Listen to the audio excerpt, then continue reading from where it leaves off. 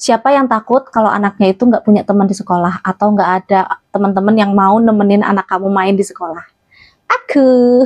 Itu jadi kekhawatiran tersendiri sih ketika anak aku mulai sekolah. Yang ngeri aja, siapa sih yang nggak sedih kalau anaknya itu nggak punya temen gitu atau nggak ditemenin gitu di sekolahnya, sendiri aja. Padahal anaknya pengen main tapi nggak ada yang mau temenan sama anak kita.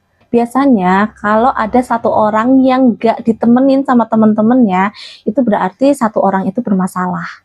Dan aku gak mau anak aku itu jadi salah satu anak yang gak ditemenin kayak gitu. Ih, sedih banget, gak mau deh.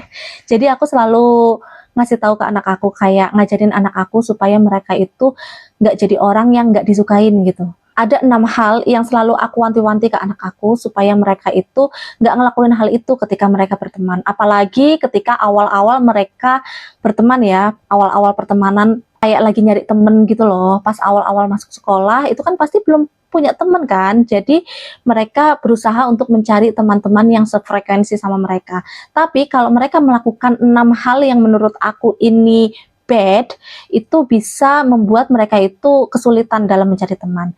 Jadi aku selalu mewanti-wanti nih ke anak aku, please jangan lakukan hal ini.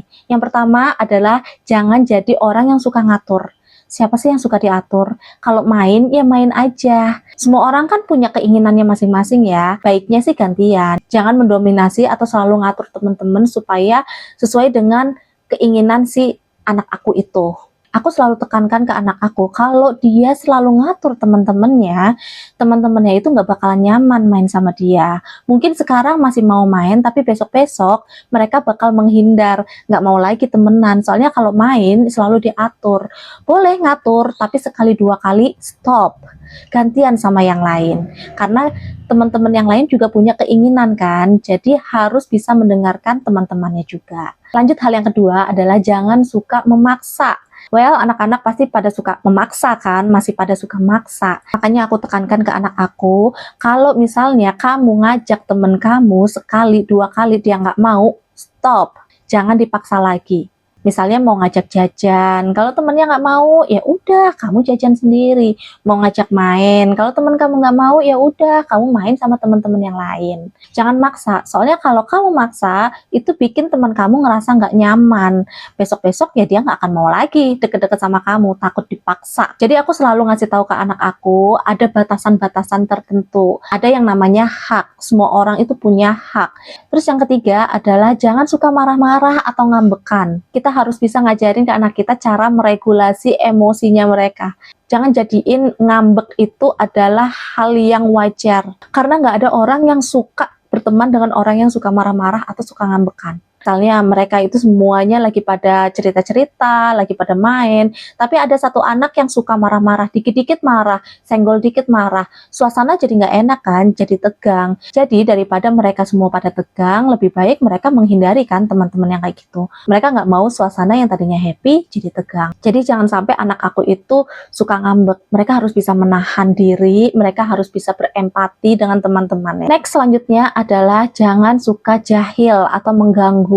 Main boleh, bercanda boleh, tapi kan semua ada batasannya ya. Kalau sudah melebihi batas, itu udah masuk ke ranah jahil atau mengganggu.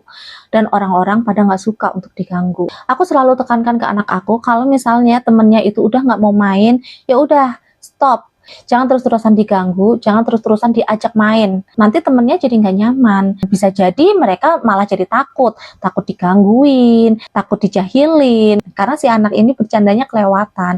Dan anak-anak yang suka jahil, suka mengganggu, itu pasti akan dijauhin sama teman-temannya. Nggak ada yang mau main sama anak yang suka jahil, karena takut dia jahilin terus-terusan, dan dijahilin yang benar-benar mengganggu itu nggak enak kan. Jadi aku selalu ngasih tahu ke anak aku tentang batasan-batasannya.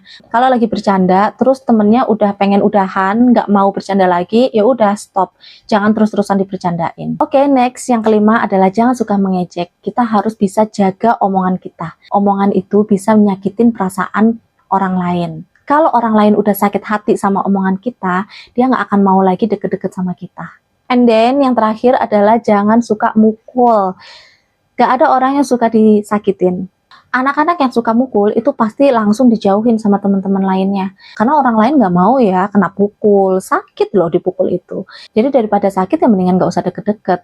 Orang tuanya juga pasti ngelarang anaknya untuk main sama anak yang suka mukul, suka nendang, suka nyubit. Daripada kenapa-kenapa, ya kan? Makanya jangan sampai anak aku yang jadi tukang pukul, tukang tendang, tukang cubit. Jadi aku selalu wanti-wanti ke anak aku supaya nggak ngelakuin kekerasan ke temennya. Well, itu tadi 6 hal yang selalu aku ingetin ke mereka supaya mereka nggak melakukan hal-hal yang membuat temannya itu menjauhi mereka. Ya usahalah ya supaya mereka itu bisa mendapatkan teman. Aku ngajarinnya emang dengan kata jangan ya, supaya mereka tahu hal-hal yang negatif itu yang kayak gimana. Karena orang itu cenderung ngelihat negatifnya orang lain ya, daripada sisi positifnya.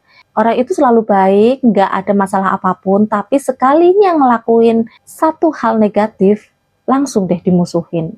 Nggak fair sebenarnya ya. Jadi ya mau gimana lagi. Jadi aku ngasih taunya dengan kata jangan, supaya mereka tahu itu adalah hal yang negatif dan patut untuk dihindari.